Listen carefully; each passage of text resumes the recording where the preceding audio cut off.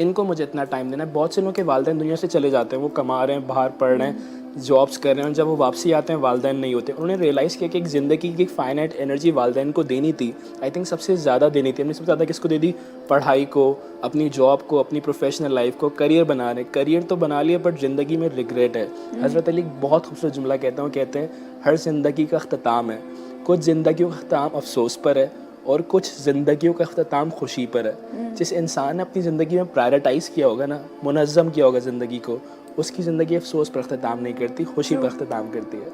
ये जो हमारा माइंड है ना, ये माइंड ये ईव्स ड्रॉपिंग करता है हमारी सेल्फ टॉक पर। मिसाल के तौर पर मैं कहीं अपने किसी गाड़ी को देख के कहता हूँ ना, यार ये मैं नहीं ख़रीद सकता, मेरे माइंड ने फ़ौरन सुन लिया, उसने कहा मैं तुम्हें ख़रीदने भी नहीं दूंगा। किसी चीज़ को मैंने देख के कह दिया ना कि यार ये तो बहुत ही आसान है, जबकि वो बहुत मुश्किल नज़र आ रही थी, बट मैंने कह दिया ये तो बहुत आसान है, तो मैं कर लूँगा। मेरा माइंड फ़ौरन पकड़ लेता है, वो चीज़ को आसान बना देता है। आई थिंक मैं जितने भी कामयाब लोगों से मिला ना, उन्होंने एक बात बहुत शेयर करी। उन्होंने कहा कि आज मैं जो कुछ हूँ अपने माँ बाप की वजह से हूँ। अच्छा, बहुत कम लोग थे जिन्होंने कहा आज जो कुछ हूँ मैं अपनी वजह से हूँ। They only like 2% people I met. It's just because it's very important कि अगर हम कहीं अपने वालिदैन की वजह से पहुँच रहे हैं तो हमें उन्हें पहुँचाने की ज़रूरत है। मैं अक्सर यूनिवर्सिटी में एक सवाल करता हूँ, यार तुम्हारी ज़िंदगी ज़्यादा रहती है या वालिदैन की? तो उन्होंने कहा सर हमारी ज़िंदगी ज़्यादा रहती है। मैंने कहा वालिदैन की अगर ज़िंदगी कम रहती, क्या तुम्हें इस बात का एहसास हो रहा है? माँ के 4 बेटे हैं या 4 बेटियाँ हैं, चारों को एक जैसी तरबियत देना, एक माँ से पूछा जाए तो कहेगी हाँ मैंने चारों को एक जैसी नहीं दी। कहीं ना कहीं किसी को ज़्यादा टाइम मिल जाता है, कहीं ना कहीं किसी को डिसबैलेंस हो जाता है। I think work life balance जो मौजू है ना, ये बैलेंस इज अ लाई। अस्सलाम वालेकुम, good morning, how are you? Please have a seat. मैं ठीक ठाक, आप कैसी हो? सो समद, ये बताइए कि एटीट्यूड, रवैया या किसी भी एक्शन या सिचुएशन के अगेंस्ट आपका नुक्ता नज़र कितना इम्पोर्टेंट होता है?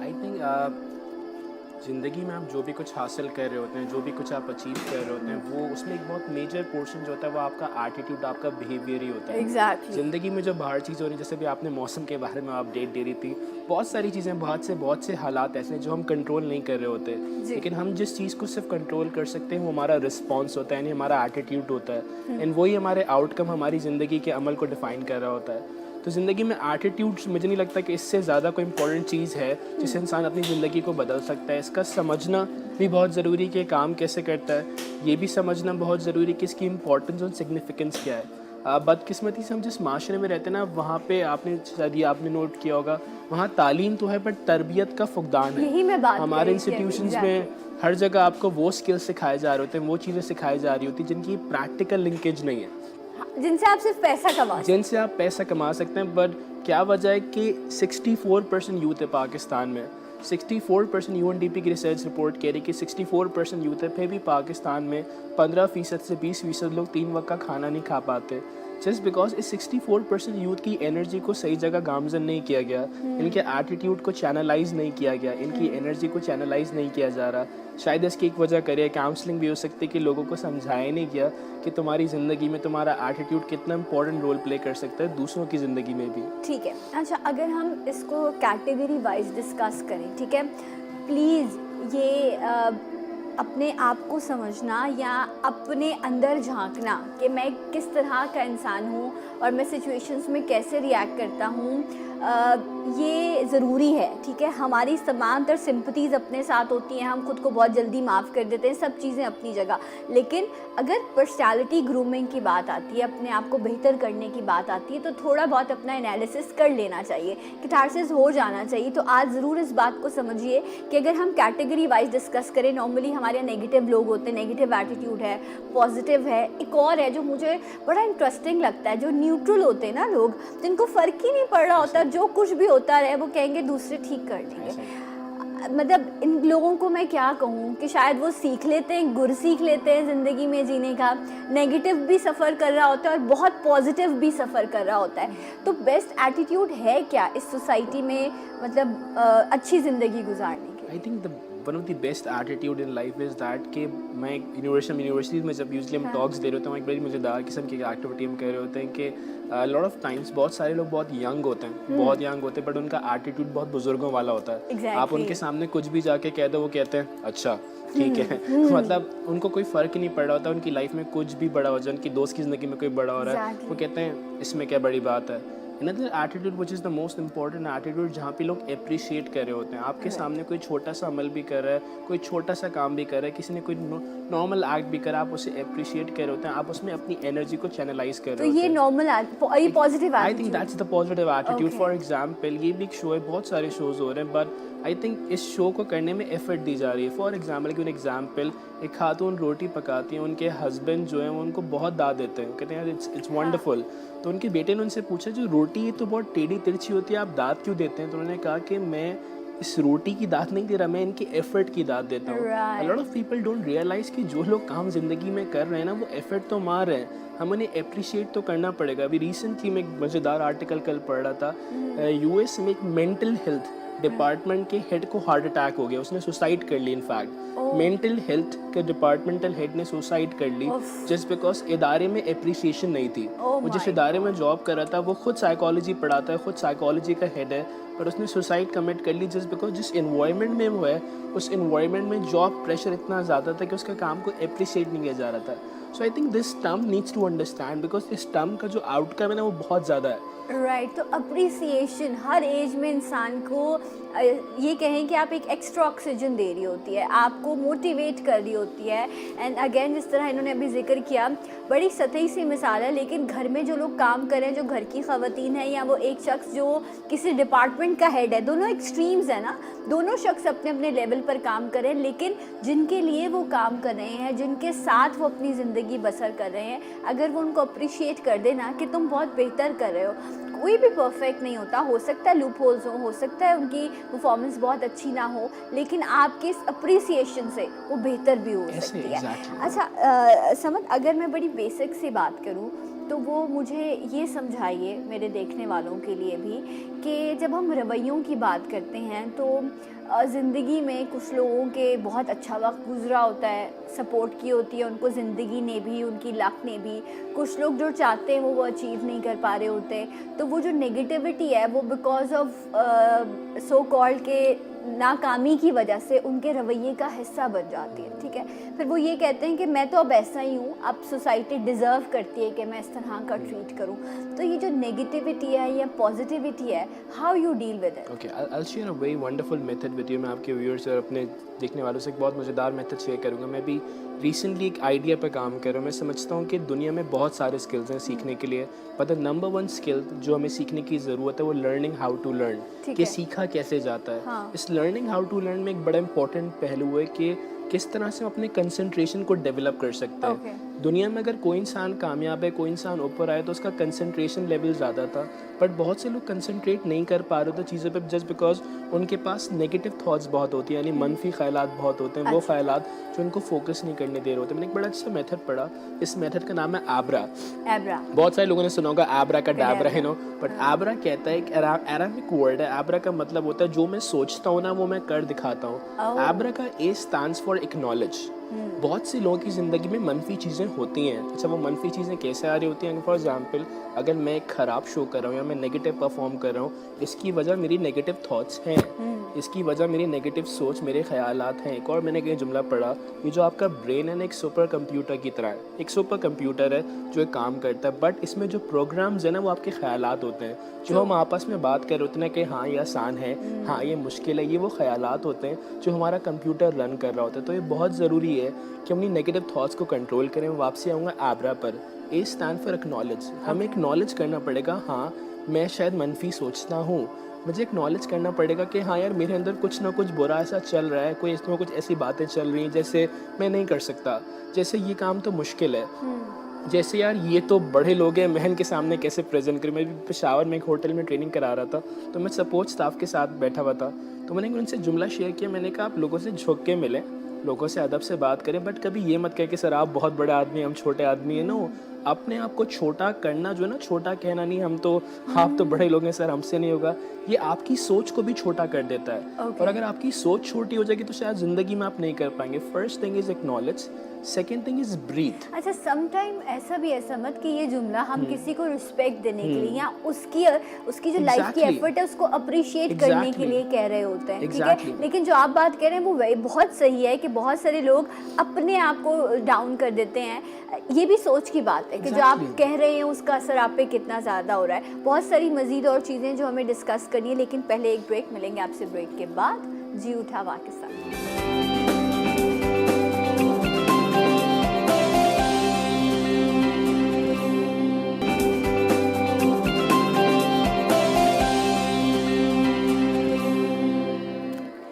Once again welcome back. जी उठा पाकिस्तान में आपको एक बार फिर से खुशामदीद कहते हैं.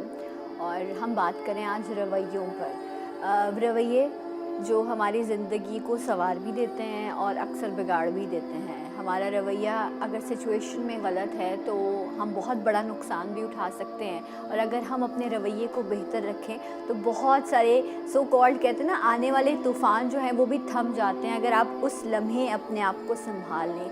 तो रवैयों को कैसे आप अपने बेहतर कर सकते हैं, कैसे कंट्रोल कर सकते हैं, इसी बारे में आज जो है वो समद हमें गाइड कर रहे हैं. समद, दो बड़ी मेन चीज़ें हैं जिससे आप डेफिनेटली हर शख्स गुज़र रहा है और उसी को डील करने की कोशिश कर रहा है.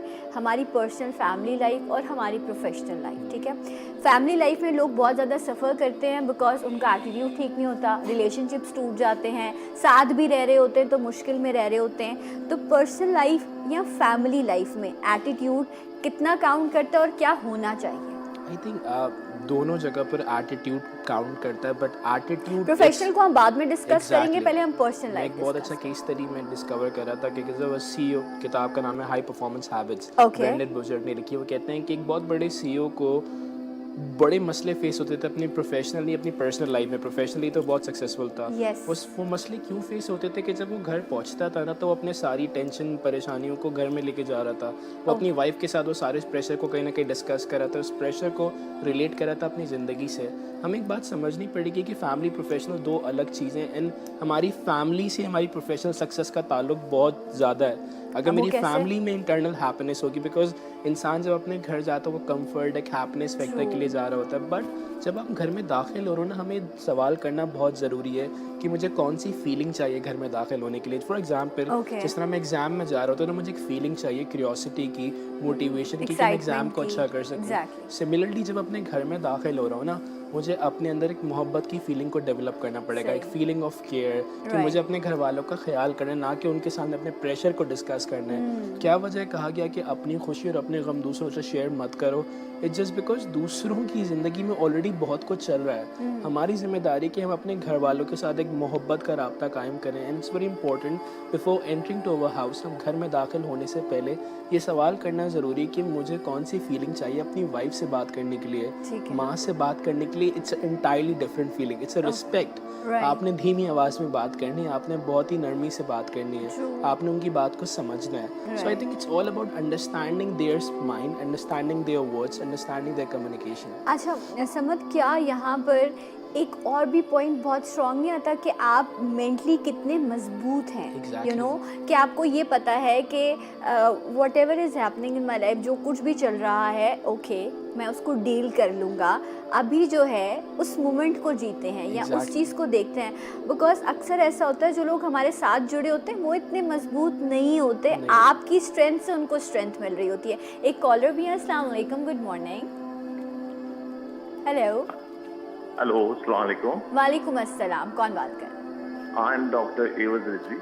मैं एक पढ़ाने वाला प्रोफेसर हूँ और मैं आज के जो आपके बहुत ही डायनेमिक किस्म के, मोटिवेटेड किस्म के, अपना एक्साइटेड पर्सनैलिटी वाले सवाल पास नजर आ रहे हैं. सवाल ये करना था कि आल्दो जो अपने हमारी जो सिचुएशन है बड़ी हाईली डिमोटिवेटेड है, तो अब और तो कोई ख्याल नहीं करता. हम हमारे लिए क्या अपना मेजर पॉइंट ये अपने डिस्क्राइब करेंगे कि जो हमें सेल्फ ड्रिवन मोटिवेशन दे सके? ये मेरा सवाल है. Okay, right.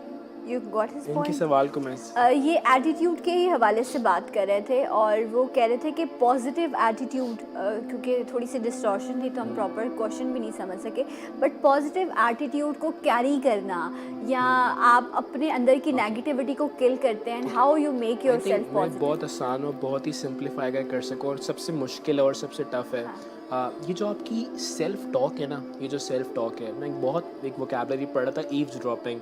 आप और मैं बात कर रहे हैं, पीछे एक प्रोड्यूसर साहब हैं जो इस पूरी कन्वर्सेशन को सुन रहे हैं, बट वो छुपके से सुन रहे हैं, मिसाल के तौर पर वो नज़र नहीं आ रहे बट वो छुपके से सुन रहे हैं, इसे कहते हैं ईव्स ड्रॉपिंग। ये जो हमारा माइंड है ना, ये माइंड ये ईव्स ड्रॉपिंग करता है हमारी सेल्फ टॉक पर। मिसाल के तौर पर मैं कहीं अपने किसी गाड़ी को देख के कहता हूँ ना, यार ये मैं नहीं खरीद सकता, मेरे माइंड ने फ़ौरन सुन लिया, उसने कहा मैं तुम्हें ख़रीदने भी नहीं दूंगा। किसी चीज़ को मैंने देख के कह दिया ना कि यार ये तो बहुत ही आसान है, जबकि वो बहुत मुश्किल नज़र आ रही थी, बट मैंने कह दिया ये तो बहुत आसान है, तो मैं कर लूँगा, मेरा माइंड फ़ौरन पकड़ लेता है, वो चीज़ को आसान बना देता है। I think it's very important to understand our mind. ये जो मोटिवेशन है, जितनी भी इंस्पिरेशन है, हमारी जो माइंड है ना, हमारा माइंड हमारी बॉडी को कंट्रोल करता है। अगर मैं शो में किसी से पूछूं कि ब्रेन डाइट क्या होती है, तो शायद बहुत से लोगों को ब्रेन डाइट नहीं पता, बट बॉडी की डाइट सबको पता होगी, keto diet and lot of diets. Just because हम ये बात नहीं समझ पा रहे कि सबसे बड़ी नेमत जो खुदा की वो माइंड है। अगर हम इसके मैकेनिज्म को समझेंगे, मेरा पैगाम उनको यही है कि माइंड के मैकेनिज्म को समझिए, कैसे काम करता है, ये कब खुश होता है। I think I just answer it very short. Brain likes novelty, novelty कहते हैं नई चीज़ों को ट्राई करें। अच्छा, ब्रेन डाइट क्या है वैसे? Brain diet it's a bigger topic, but anything which looks like brain, just like nuts, coconut oil, जितनी भी चीज़ें जो ब्रेन शेप की होती है ना, यूजुअली वो ब्रेन के लिए बहुत अच्छी होती है। अखरोट तो बेस्ट है, वो तो अखरोट लगता तो है बेस्ट है, बिल्कुल but a lot of people when I ask them about brain diet, वो कहते हैं सर मुझे यही पता है कि अखरोट और बादाम, but coconut oil, blueberries, avocado, these all our brain diets जो कि आपके मेंटल मसल्स को डेवलप करती है। एक बहुत प्यारा जुमला भी आपने गुफ्तगू की, आपने कहा कि मेंटल फिटनेस, मैंने कहीं पढ़ा, there is nothing like mental intelligence, it's all about mental fitness. Intelligence कोई चीज़ नहीं होती है, हमारे यहाँ बड़ी नैरो डेफिनेशन इंटेलिजेंस की, ये बंदा अच्छे परसेंटेज लाता है, ये बंदा कामयाब है। It's all about the mental fitness. लोग अपने दिमाग का, अपनी सोच का बहुत ख्याल रख रहे होते हैं, उससे नेगेटिव सेल्फ टॉक से दूर रख रहे होते हैं। A lot of people, just to add on thing, उनके लिए भी एक बहुत सा मैसेज है कि हमारी ज़िंदगी में ना 6 से 8 घंटे जो है ना हम डिस्ट्रैक्शन को दे रहे हैं। 6 से 8 घंटे अगर हम किसी डिस्ट्रैक्टिव चीज़ को दे रहे हैं, तो हमारी ज़िंदगी 6 महीने बाद क्या बन रही है? अच्छा, मैं आपको बताऊँ, आप फ़ोन इतने स्मार्ट हो गए हैं कि वीकली ना ये आपको एवरेज दे रहा होता है कि आपका स्क्रीन टाइम इतना रहा। ऐसा ही है। समटाइम जब मैं स्क्रीन टाइम देखती हूँ, मैं कहती हूँ सना कितना टाइम ज़ाया कर दिया तुमने, और कभी जब कम होता है तो आई फील गुड कि चलो अच्छा है मैंने इसको कम टाइम दिया, इट्स मीन कि कुछ और डिफरेंट मैंने अपनी लाइफ में किया है। तो it's very important. Again, priorities बहुत काउंट करती हैं, ठीक है? कौन सा रिश्ता आपके लिए कितना इम्पॉर्टेंट है, आपने उसको कितनी प्रायोरिटी पे रखा है, क्या आपके अंदर ये डर मौजूद है कि ये चीज़ अगर मुझसे छिन गई या ये शख्स अगर मुझसे दूर हो गया तो मेरी लाइफ में बहुत बड़ी तब्दीली आ सकती है। मुझे लगता है ये जो डर है ना, इसका भी रवैयों से बड़ा गहरा ताल्लुक है। हाँ, सो जिन चीज़ों में, जिस तरह जॉब में हम अपने बॉस को, हम कितने ही नेगेटिव क्यों ना हो, कितने ही जो है वो जवाब देने वाले क्यों ना हो, हमें पता है कि हमें नौकरी हमारी ख़त्म हो सकती है या हमें मसाइल हो सकते हैं, तो हम उन लोगों के सामने अपने रवैये भी अच्छे रखते हैं, धीमा रखते हैं, ठीक है? सो क्या ये भी, इसको मैं एफिशिएंसी कहूँ, इसको मैं स्मार्ट डिसीजन कहूँ, ये क्या होता है? आई थिंक आपके सवाल में बहुत अच्छा जवाब था, आपने दोबारा बहुत अच्छी बात कही कि ज़िंदगी में बहुत इंपॉर्टेंट है, कि बहुत अच्छी लाइनें पढ़ी, the most important thing is to keep the most important thing most important. ज़िंदगी में प्रायोरिटाइज करना चीज़ों को बहुत ज़रूरी। मैं आपसे सवाल करूँगा कि माँ और बीवी बराबर हैं, तो इट्स नॉट। माँ का लेवल बहुत ज़्यादा है, बट बहुत से लोग एक पॉइंट पे लाके खड़ा कर देते हैं। ऑफिस में बहुत सारे लोग काम करते हैं, मेरा बॉस, मेरे मैनेजर, सब बराबर नहीं, सबका एक लेवल है। मुझे उनके लेवल पे जाके उनसे कम्युनिकेट करने की ज़रूरत है, मुझे प्रायोरिटाइज़ करने की ज़रूरत है। कहते हैं अगर आपने बॉस का ख्याल रखेंगे, अगर आप अपने एनवायरनमेंट पे अपने हेड का ख्याल रखेंगे, आपका हेड आपका ख्याल रखेगा। आपको अपने एम्प्लॉयज़ का ख्याल भी करना है, बट शायद मुझे अपने बॉस से ज़्यादा शेयर करने की ज़रूरत है। मैं जिस कॉर्पोरेट कल्चर में आज से कई साल पहले जॉब करता था, तो मैं यूजुअली जो कुछ पढ़ा करता था अपने बॉस से ज़रूर शेयर किया करता था, बिकॉज मेरे बॉस को दायरा चलाना है, मेरे बॉस को डिसीजंस लेने होते हैं। जब मैं उनकी अमल का ख्याल रखता तो शायद बहुत सी जगहों पर वो भी मुझे ईज़ दिया करते थे। सो कमिंग बैक, प्रोफेशनल हो, फैमिली लाइफ हो, अगेन प्रायोरिटाइज़ करना बहुत ज़रूरी है, लेकिन जो लोग प्रायोरिटाइज़ नहीं करते ना, वो अपनी एनर्जी को डिवाइड कर देते हैं गलत जगहों पर। आई थिंक हर इंसान के पास फाइनाइट एनर्जी है, मेरे और आपके पास एक फाइनाइट एनर्जी है। 5 मिनट बाद ही शो ख़त्म हो जाना है, 10 मिनट बाद ही शो ख़त्म हो जाना है। इन दी एंड हमसे सवाल होगा कि हमने 10 मिनट में क्या चीज़ें डिस्कस करी, मैंने कितनी वैल्यू ऐड करी। मैं तभी ज़्यादा वैल्यू ऐड कर सकता हूँ जब मुझे पता हो कि ये इनको मुझे इतना टाइम देना है, इनको मुझे इतना टाइम देना है। बहुत से लोगों के वालिदैन दुनिया से चले जाते हैं, वो कमा रहे हैं, बाहर पढ़ रहे हैं, जॉब्स कर रहे हैं, और जब वो वापसी आते हैं वालिदैन नहीं होते। उन्होंने रियलाइज़ किया कि एक ज़िंदगी की एक फाइनाइट एनर्जी वालिदैन को देनी थी। आई थिंक सबसे ज़्यादा देनी थी। हमने सबसे ज़्यादा किसको दे दी? पढ़ाई को, अपनी जॉब को, अपनी प्रोफेशनल लाइफ को, करियर बना रहे। करियर तो बना लिया बट ज़िंदगी में रिग्रेट है। हज़रत अली एक बहुत खूबसूरत जुमला कहते हैं हर ज़िंदगी का अख्ताम है। कुछ ज़िंदगियों का अख्ताम अफसोस पर है और कुछ ज़िंदगियों का अख्ताम खुशी पर है। जिस इंसान ने अपनी ज़िंदगी में प्रायोरिटाइज़ किया होगा ना, मुनज़्ज़म किया होगा ज़िंदगी को, उसकी ज़िंदगी अफसोस पर अख्ताम नहीं करती, खुशी पर अख्ताम करती है। ट्रू प्रायोरिटी सेट करना इट्स वेरी इंपॉर्टेंट। ठीक है, डेफिनेटली हम जिनके लिए कमा रहे होते हैं, जिनके लिए अपनी ज़िंदगी की तमाम तर तको-दो कर रहे होते हैं, वही हमसे खुश नहीं होता है। क्यों नहीं होता है? क्योंकि हम सब तो कर रहे होते हैं उनके लिए, लेकिन हमारे रवैये उनके साथ इस तरह से होते हैं कि जो कुछ आप सब कुछ कर रहे हैं वो ज़ाया हो जाता है, बिकॉज ना आप उनको कह पा रहे होते हैं, और जो आपका रवैया होता है उस एफ़र्ट की वजह से आप अपने आप को इतना थका देते हैं कि आप उन रिश्तों का जो जॉय है ना, वो जो टाइम है, वो आप मिस कर देते हैं। प्रोफेशनली तो लोग अपने आप को संभाल ही लेते हैं। मेरा असल जो मकसद है वो अपने देखने वालों के लिए भी कि ये जो यूनिटी है, ये जो रिश्तों की अपनायत है, ये जो एहसास है, जब आपके अपने चले जाते हैं, यादें तो रहती हैं, वो लम्स ख़त्म हो जाता है ना, तो वो जो how to enjoy your moments, कि आपके पास मेमोरीज़ हों। आज हमने मेमोरीज़ बनाना छोड़ दिए हैं। आज हमारे यहाँ नेगेटिव एटीट्यूड इतना ज़्यादा हो गया है कि अगर हम किसी से मिलते भी हैं तो हम ये सोचते हैं कि यार इसके साथ प्लस माइनस बिजनेस कितना हो सकता है। तो ये भी तो एक एटीट्यूड का ही है ना सर। आई थिंक मैं 8-9 सालों से ट्रेनिंग करा रहा हूँ। मेरी लाइफ में सिर्फ एक ही अच्छा इंट्रोडक्शन मैं देता हूँ कि मैंने 9 सालों में कोई और काम नहीं किया सिवाय ट्रेनिंग्स के। मैं सिर्फ यही काम कर रहा हूँ। पूरे पाकिस्तान इंटरनेशनली जाने का इत्तेफाक हुआ। आई थिंक मैं जितने भी कामयाब लोगों से मिला ना, उन्होंने एक बात बहुत शेयर करी। उन्होंने कहा कि आज मैं जो कुछ हूँ अपने माँ बाप की वजह से हूँ। अच्छा, बहुत कम लोग थे जिन्होंने कहा आज जो कुछ हूँ मैं अपनी वजह से हूँ। They only like 2% people I met. It's just because it's very important कि अगर हम कहीं अपने वालिदैन की वजह से पहुँच रहे हैं तो हमें उन्हें पहुँचाने की ज़रूरत है। मैं अक्सर यूनिवर्सिटी में एक सवाल करता हूँ, यार तुम्हारी ज़िंदगी ज़्यादा रहती है या वालिदैन की? तो उन्होंने कहा सर हमारी ज़िंदगी ज़्यादा रहती है। मैंने कहा वालिदैन की अगर ज़िंदगी कम रहती, क्या तुम्हें इस बात का एहसास हो रहा है? उन्होंने कहा हाँ हो रहा है। मैंने कहा कि तुम्हें इस बात का एहसास हो रहा है कि वालिदैन की ज़िंदगी कम है, तो तुम क्या कर रहे हो उनके लिए? फॉर एग्ज़ाम्पल, मैं अपने दिन में रोज़ आधा घंटा इस बात को मैं सोने से पहले लाजमी अपनी वालदा के पास ज़रूर जाता हूँ। अच्छा, सोने से पहले, ऑफिस से आने के बाद, काम के बाद। क्यों? बिकॉज मेरे वालिद साहब की 5 साल पहले डेथ हुई और मुझे इस बात ने बाद एहसास दिलाई कि मैंने अपनी ज़िंदगी का एक मेजर टाइम वालिद के साथ नहीं गुजारा। अच्छा, क्यों नहीं गुजारा? वो बुधा का जुमला, इंसान की सबसे बड़ी गलती यही है कि वो ये समझता है उसके पास वक्त है।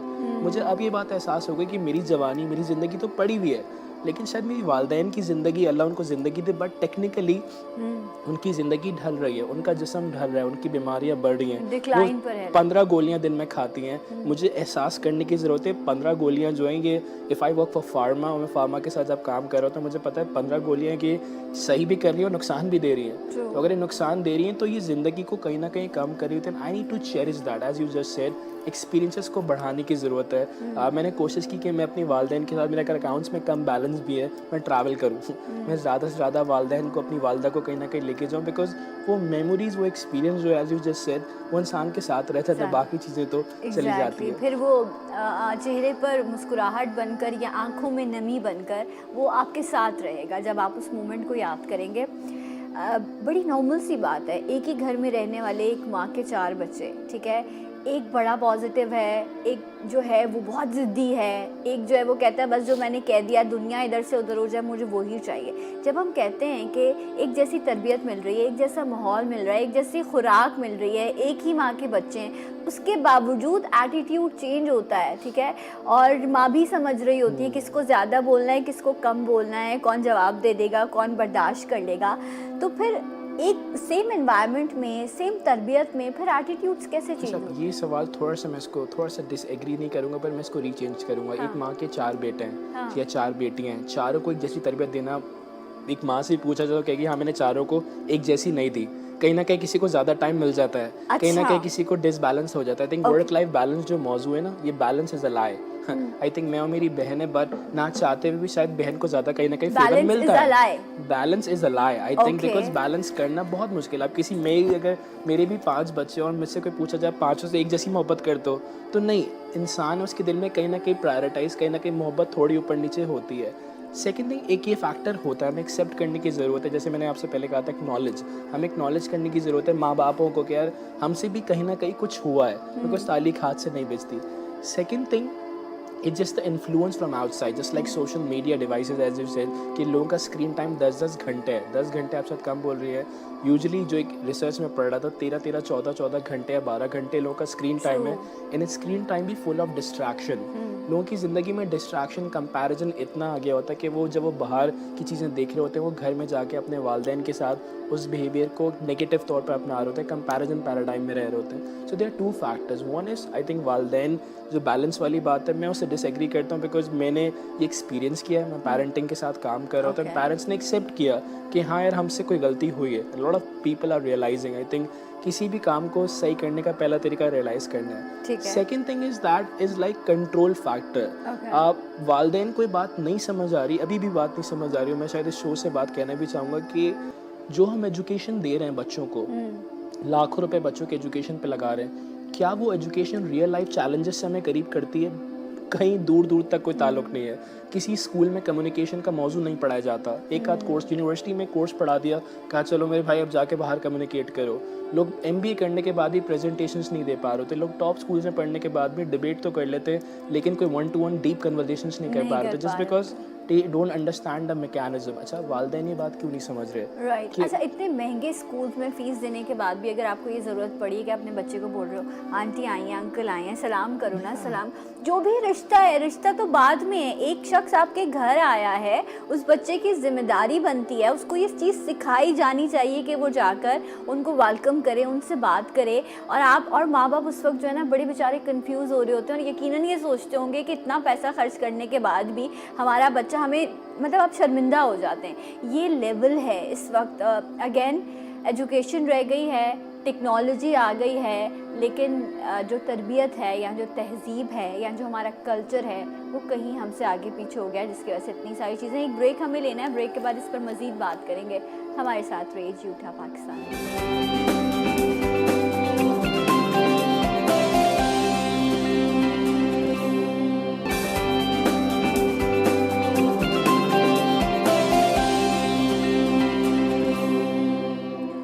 जी नाज़रीन, एक बार फिर से आपका प्रोग्राम में खुश आमदीद कहते हैं। रवैये बहुत मैटर करते हैं। सो रवैये कैसे मस्बत हो सकते हैं, कैसे आप अपनी सोच को पॉजिटिव रख सकते हैं, ये बात मैं बहुत बार कहती हूँ। मुझे लगता है आज इस जुमले को दोहराने की बहुत ज़रूरत है कि मैं अपने आप को संभाल लूँ, अपने आप को कंट्रोल कर लूँ कि जो मेरे इर्द गिर्द के लोग हैं, मैं ये सोचूं कि वो मुझसे महफूज रहें। बड़ा अजीब सा जुमला है, लेकिन मुझे लगता है कि अगर मैं इस पे काम कर लूँगी तो बहुत बड़ी कामयाबी मैं हासिल कर सकूँगी। लेकिन इस कामयाबी के लिए एक एफ़र्ट है जो मुझे करनी है, और वो सोच की तब्दीली है। ऐसा ना हो कि वो एफ़र्ट मुझे थकाए। वो पॉजिटिविटी मैं कैसे हासिल कर सकती हूँ, यही आज हम जान रहे हैं समझ से भी। समझ, इट्स वेरी डिफ़िकल्ट। मैं एक्सपेक्ट दूसरों से करती हूँ कि यार वो मुझसे अच्छा बिहेव करें, वो मेरे लिए हैप्पी सिचुएशंस क्रिएट करें, बेड ऑफ रोज़ेस बिछाएं। जब आप हुकूक की बात करते हो तो आपके फ़राइज़ भी आ जाते हैं ना। तो हम ख़ुद को क्यों नहीं संभाल लेते कि हम हर माहौल में ख़ुद को ढाल सकें? ये एटीट्यूड कैसे मिलेगा? आई थिंक मैं फिर दोबारा माइंड की तरफ आऊँगा कि माइंड के अंदर ना अगेन मुझे अपने एटीट्यूड को संभालने के लिए मुझे माइंड मैकेनिज़्म को समझने की ज़रूरत है। मैं बार बार स्पेशली बात कर रहा हूँ बिकॉज मैं फिर जिम्मेदारी से बात पढ़ पा रहा हूँ कि आज साल में आई थिंक मैं I been to top universities, मैंने देखा कि कुछ ऐसे मौजूद हैं जो कि बहुत इंपॉर्टेंट, उस पर कोई बात नहीं है, उस पर कोई गुफ्तगू नहीं है। इनफैक्ट शायद मॉर्निंग शोज़ भी ना होने के बराबर है इन टॉपिक्स पर। उसकी वजह मुझे नहीं समझ आई। बट अगेन माइंड में 2 हिस्से हैं, कि सब कॉन्शियस, कॉन्शियस। ये जो सब कॉन्शियस होता है ना, हमारे बिहेवियर्स को, हमारे रिस्पॉन्स को कंट्रोल कर रहा होता है। हम किस तरह रिएक्ट करें लोगों के साथ, हम किस तरह अपने आप को संभालें, ये इस बात को चला रहा होता है। कॉन्शियस माइंड का बहुत छोटा सा हिस्सा होता है जो हमारी ज़िंदगी में क्रिएटिव काम कर रहा होता है। अगर मैं चाहता हूँ मैं अपने आप को सँभालूँ, अपने रवैये को सँभालूँ, ये बहुत ज़रूरी है कि मैं अपने माइंड को अलाइन रखूँ। मैं अपनी पॉज़िटिव चीज़ों को पढ़ता रहूँ, पॉज़िटिव चीज़ों में अलाइन रखूँ। फॉर एग्ज़ाम्पल जब आपकी रूह मुर्दा हो जाती है, रूह डेड होती है, तो आप नमाज़ पढ़ते हैं, कुरान पढ़ते हैं। मैं कहीं पढ़ा रहा था तो मैंने कहा और क्या करते हैं? तो मैंने कहा जो मैं पढ़ा रहा हूँ ये भी एक इबादत है ना, ये भी लोगों की मदद करते हैं, ये भी आपकी रूह को ज़िंदा करते हैं। सिमिलरली आपको माइंड को अलाइन करने के लिए पॉजिटिव चीज़ें ज़रूरी हैं। क्या वजह है कि हम ये मॉर्निंग शो देखें हैं? क्या वजह है कि इस शो को यूट्यूब पर अपलोड करने की ज़रूरत है? जस्ट बिकॉज ताकि लोग देखिए अपने माइंड को अलाइन कर सकें और अपने बिहेवियर को कंट्रोल कर सकें, अपने माइंड को समझ सकें। तो अगेन इट्स वेरी इंपॉर्टेंट कि अपने माइंड मैकेनिज़्म को समझें। मिसाल के तौर पर एक इंसान ने कई अरसे से कोई नई चीज़ ट्राई नहीं की है। 9 to 5 जॉब्स में एक रिसर्च में पढ़ा था, मंडे 9:30 को दुनिया में सबसे ज़्यादा हार्ट अटैक्स आते हैं। मंडे 9:30 इट्स जस्ट बिकॉज लोग उन नौकरियों पे जा रहे होते हैं दो छुट्टी के बाद, जो नौकरी उन्हें पसंद नहीं होती, प्रेशर। अच्छा, बहुत से लोग नौकरियों को एंजॉय करते हैं, क्यों? बिकॉज उनकी नौकरियों में नॉवेल्टी होती है, वो नई चीज़ें ट्राई कर रहे होते हैं। कभी कभार इदारा नई चीज़ें ट्राई करवा रहे होते हैं, कभी कभार आप खुद भी कर सकते हैं। फॉर एग्जाम्पल अभी ब्रेक हुआ, आपने ब्रेक में मोबाइल देखा, मैंने ही मोबाइल देखा, बट हम क्या दोनों में क्या हम दोनों मोबाइल में एक ही चीज़ देख रहे थे? शायद मैं अपने मोबाइल में कोई कोटेशन पढ़ रहा था, शायद कोई ऐसी चीज़ पढ़ रहा था जिसको मैं शायद रिकॉल कर सकूँ, शायद आप टाइम देख रहे होंगे, आप भी कोई अच्छा पढ़ रहे होंगे, बट मेजॉरिटी लोग अपने टाइम को निकाल रहे हैं, ज़ाया कर रहे हैं। वो ये नहीं सोच रहे कि इस टाइम को अपने माइंड को अलाइन करने में खुश कर सकता हूँ। इन शॉर्ट में अगर मैं कहूँ कि अगर मुझे आपसे किसी से काम लेना है, मुझे उसे खुश करना पड़ेगा। सिमिलरली अगर मुझे अपने आप को संभालना है, मुझे अपने माइंड को खुश करना पड़ेगा। माइंड ट्रैवल से खुश होता है, माइंड नई चीज़ों की सीखने से खुश होता है। The word is novelty. Novelty का मतलब नई चीज़ों को ट्राई करें, नया खाना खाते हैं, नए रेस्टोरेंट में जाके बैठे हैं, आपका मूड अच्छा हो जाता है। आप नए रिश्तेदारों से मिलते हैं, बाहर से कजन्स आ रहे हैं, you feel nice, it's just because your brain likes it. अच्छा, सोशल नेटवर्किंग, मैं ये सोशल वेबसाइट्स और इन सब की नेटवर्किंग की बात नहीं करी, मैं लोगों से मिलने की बात करी। वो लोग जिनसे मिलके आपको एक्साइटमेंट आती है, आपको खुशी मिलती है, आपको लगता है यार ये तो मेरा मी टाइम है, यू नो। सो उन लोगों से मिलना। आप अपनी रूटीन लाइफ में रहें। अगर आप बाहर की दुनिया की बात करें, जहाँ पर किसी की कोई अच्छी चीज़ है तो उसको अपना लेना चाहिए ना, अगर उससे फ़ायदा हो। वो लोग अपने वीकेंड्स को भरपूर एंजॉय करते हैं। इवन के वहाँ तो ये हाल है कि वो लोग लोन लेते हैं अपने वेकेशंस को प्लान करने के लिए, बिकॉज उनको पता है कि जब वो वेकेशन से वापस आएंगे तो उनकी परफॉर्मेंस में और उनकी क्रिएटिविटी में बहुत ज़्यादा फ़र्क आएगा, क्योंकि एक्सपोजर आपके ब्रेन को जो है ना, अगेन ये भी ब्रेन डाइट है कि आप नई नई चीज़ें देखें, उस माहौल से निकलें। तो वीकेंड्स को प्लान करना या दोस्तों से मिलना या पॉजिटिव लोगों के साथ बैठना, ये भी तो आपके एटीट्यूड को चेंज करता है। बहुत ज़रूरी एटीट्यूड करते हैं। मैं दोबारा एक रेफरेंस दूंगा, किताब का नाम है दी वन थिंग। मैं चाहता हूँ कि लोग इसे चेकआउट भी करें। वन थिंग में एक मियाँ बीवी जो होते हैं, दोनों स्कूल में पढ़ाते हैं, दोनों कहते हैं हम दोनों ना मिल के कमाएंगे, दोनों मिल के कमाते हैं, दोनों की तनख्वाह कोई $5,000 थी, दोनों कहते हैं मिल के कमाएंगे और 35 साल के बाद ना ट्रैवल करेंगे और रिटायरमेंट ले लेंगे 35-40 साल के बाद। दोनों कमाते हैं। 32 साल में बीवी को कैंसर हो जाता है, डायग्नोस्ड होता है। 33 साल में 33 एज में बीवी का इंतकाल हो गया। जब बीवी का इंतकाल हुआ, इतना पैसा जमा किया हुआ था, इतने क्लोथिंग्स उन्होंने खरीदे, कपड़े सब जमा किए हुए थे। शोहर जो बीवी की कब्र पे गया, बहुत रोया। वो कहता है मैं तुम्हारे बगैर क्या करूँगा, हमने तो मिल के बाद डिसाइड की थी कि हम ट्रैवल करेंगे। शोहर इतना रोया कि शोहर का इंतकाल भी हो गया उसकी कब्र पे रोते रोते। तो लोगों ने उनकी कब्र पर एक जुमला लिख दिया, time waits for no one. वक्त किसी का इंतज़ार नहीं करता। ज़िंदगी में अगर मुझे चांसेस लेने हैं, ट्रैवल करना है या लोगों से मिलना है या नए दोस्त बनाने हैं, अपने काम को बेहतर बनाना है, I need to start right now, I need to start planning. ज़िंदगी में ना बहुत से लोग इंतज़ार में ज़िंदगी गुजार देते हैं। अगेन फिर मैं वाली बात कहूँगा, जो लोग इंतज़ार करते रहते हैं ना कि यार मैं काम करूँगा। एक नज़म भी 12वां खिलाड़ी इफ्तिखार आरिफ की, वो कहते हैं 12वां खिलाड़ी भी क्या अजब खिलाड़ी है, शोर होता रहता है, दाद पड़ती रहती है और वो सबसे अलग बैठा ये सोच रहा होता है कि काश कोई हादसा हो जाए, काश कोई हादसा हो जाए, उस हादसे में मैं निकलूँ और मेरे लिए नारे सुखन बुलंद हो जाए और मेरे लिए तालियां बुलंद हो जाएं। फिर वो नज़म के आखिर में कहते हैं इफ्तिखार आरिफ, तुम भी एक 12वें खिलाड़ी हो जो इंतज़ार करते हो एक ऐसे लम्हे का, ऐसी साथ का कि काश कोई हादसा हो जाए। तो ज़िंदगी में हादसे नहीं होते, ज़िंदगी कोई हादसे का नाम नहीं है, ज़िंदगी आपकी इंटेंशंस, आपके अमल का नाम है। Very true, very positive approach. और आप देखें कि इल्म जो है ना, वो आपको रोशनी देता है, वो आपको इतना बेहतरीन बना देता है कि जब आप बात करते हैं तो आपकी बात में असर आता है, और ये उस वक्त होना शुरू होता है जब जो आप कह रही हैं और आप जब जो सोच रहे हैं वो एक लेवल पर हो, वो उतना ही पॉजिटिव हो। आज वो तमाम लोग जो स्क्रीन पर देख रहे हैं, इस वक्त समद को देख रहे होंगे और इनको सुन रहे होंगे, ये चीज़ आपको नज़र आ रही होगी कि माशाल्लाह he is very young, but ये जो बात कह रहे हैं उसमें सच्चाई है, उसमें खुलूस है। इनकी तालीम अपनी जगह, लेकिन उसके बावजूद ये वाली जो इंटेंशन है ना कि मैं जो कह रहा हूँ वो उसमें इतना असर हो, उसमें इतनी तासीर हो कि वो देखने वालों के दिल तक पहुँचे। तो ये जो भी कोशिश हम स्क्रीन के ज़रिए कर रहे होते हैं, अल्लाह करे कि इसमें इतनी तासीर हो कि आप लोगों की ज़िंदगी में इससे बेहतरी आ सके। और पॉजिटिव होना, हमें ऐसा लगता है कि शायद कुछ गलत कह के, कुछ ऊंचा कह के या थोड़ा गुस्सा करके हम अपने आप को राइट प्रूफ कर सकते हैं। ये वाला जो एटीट्यूड है ना समझ, इसको काउंटर करने की बहुत ज़रूरत है कि मुझे पता है कि है क्या, लेकिन मैं जो कह रहा हूँ वो मैं इम्पोज करना चाहता हूँ। It makes you negative, because झूठ को सच साबित करने के लिए बहुत एनर्जी की ज़रूरत होती है, और ये हम देख रहे हैं। एग्जैक्टली, आई थिंक अगेन आपने बहुत खूबसूरत बात की, जिस बात से मैंने ही बहुत कुछ सीखा कि एक्सेप्टेंस बहुत ज़रूरी है। आई थिंक हमारे माशरे में आज के दौर में एक्सेप्टेंस नहीं है। अगर मेरे घर में मेरी वाइफ या मेरी वालदा कोई चीज़ कह रही नहीं, मैं ही सही हूँ, बिकॉज मैं मर्द हूँ, मैं घर का बड़ा हूँ, मैं घर की ब्रेड अर्निंग कर, मैं बाहर से चीज़ें लेकर आ रहा हूँ, नहीं। आई थिंक एक रिश्ते को चलाने के लिए, एक लाइफ को चलाने के लिए लाइफ में एक्सेप्टेंस बहुत ज़रूरी है। एक CEO से पूछा गया, यार मैं रिटायरमेंट ले रहा हूँ, इदारे में 100 एम्प्लॉयज़ बैठे, मैं किसको CEO बनाऊँ? तो उन्होंने कहा कि जिसके पास फला डिग्री है उसको CEO नहीं बनाओ, जो लोगों को साथ लेकर चल सकता हो ना, उसे CEO बना दो। आई थिंक मैं समझ पाया दुनिया में कोलैबोरेशन स्किल बहुत इंपॉर्टेंट है।